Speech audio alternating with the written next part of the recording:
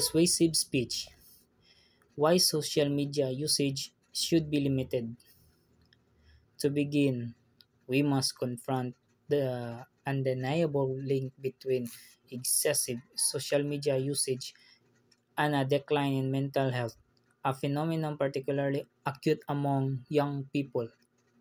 Platforms designed to be addictive prey in our needs for validation, creating a constant cycle of social comparison that fuels feelings of inadequacy, anxiety, and depression.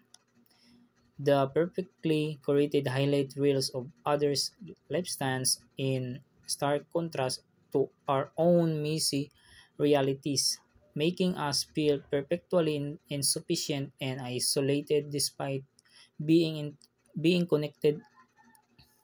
The likes, shares, and notifications provides neurological rewards hits, turning our brains to seek instant gratification and making it difficult to find satisfaction in the slower, more complex rewards of real life interaction. By limiting our time on these platforms, we can break free from this toxic cycle and begins to rebuild our self-esteem based on real achievements and authentic connection, not on the fleeting approval of an online audience.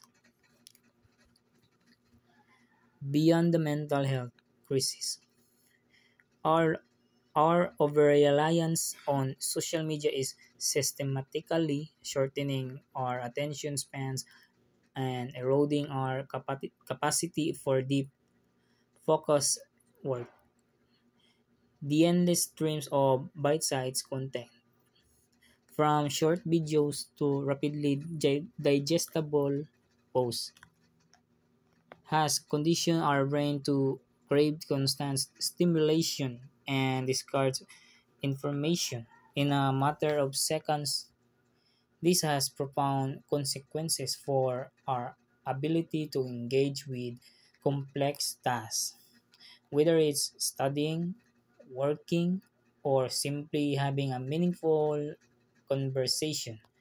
The constant ping of notification and the habit of multitasking further fragments our focus, preventing us from developing the sustained concentration needed for creativity and critical thinking.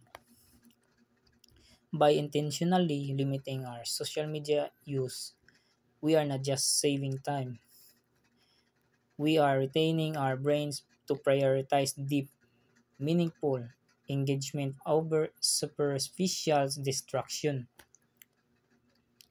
Ultimately, limiting social media is not about disconnecting from the world, but about reconnecting with ourselves and those around us in a more genuine way. The time we reclaim from endless scrolling can be reinvested in activities that nourish our well being and strengthen our real world relationships instead of substituting face to face contact with fleeting digital interaction. We can prioritize eye contact, authentic conversation, and share experiences with family and friends. This balance not only mitigates the negative impacts of social media on our mental health and attention, but also empowers us to live more intentionally. We have the power to stop being passive consumer of technology and start being active creator of our own lives,